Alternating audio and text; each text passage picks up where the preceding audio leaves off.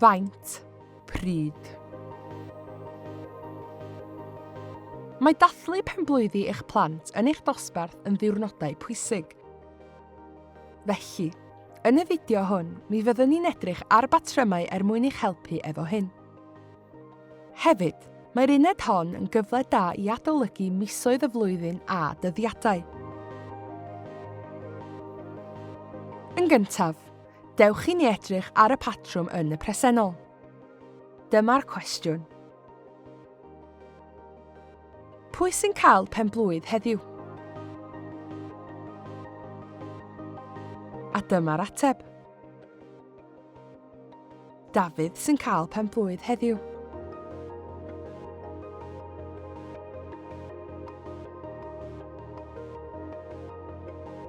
Os da chi eisiau gofyn pwy sydd wedi dathlu penblwyddi yn y gorffennol, mae angen i chi ddefnyddio'r patrwm yma.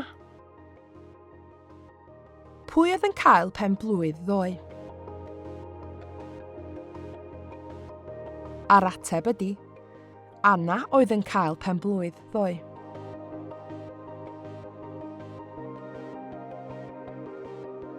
Yna, os da chi eisiau gofyn pwy sy'n mynd i ddathlu penblwydd yn y dyfodol, da chi'n gofyn, pwy fydd yn cael penblwydd yfory? A'r ateb ydy, Seren fydd yn cael penblwydd yfory.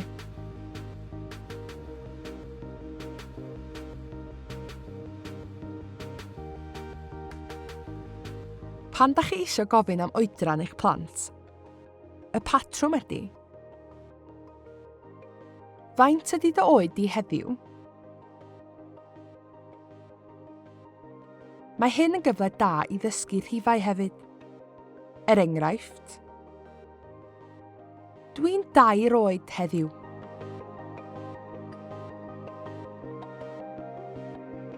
Neu, os da ni eisiau enwi plentyn, da ni medru gofyn, faint ydy oed Aled heddiw?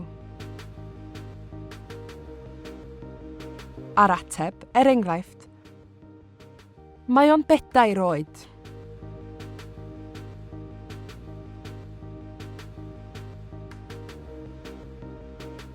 Be os da ni eisiau gofyn cwestiwn am y gorffennol?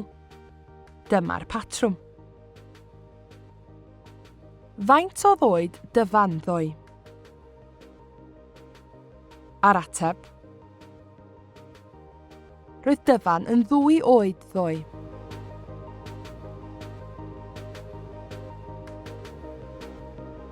Be am yfory? Dyma'r cwestiwn. Faint fydd oed Megan yfory? A'r ateb y tro hwn ydy, mi fydd hi'n 2 oed yfory.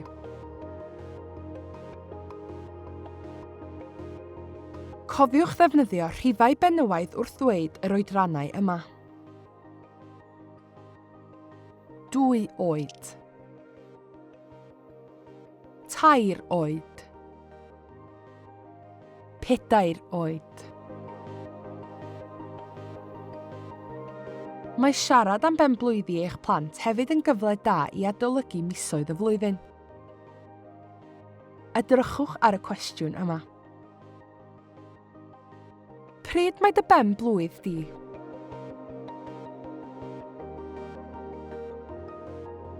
Sylwch ar y treiglad trwynol ar ôl fy yn yr ateb. Mae fy mhenblwydd i ym mis Mawrth.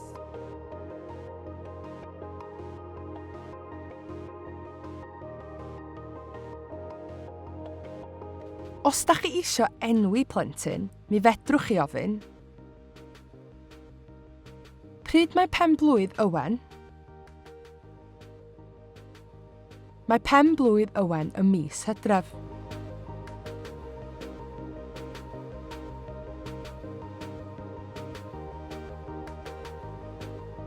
Sylwch fod treiglad meddal ar ôl ei gwrywaidd. Enghraifft, pryd mae ei benblwydd o?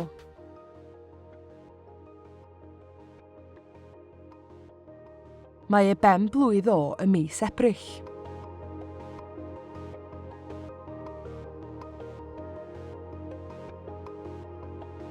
A sylwch fod treigliad llaes ar ôl ei benywaidd.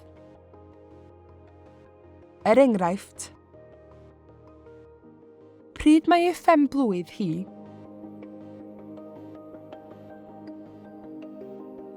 Mae ei phen-blwydd hi ym mis Mehefin.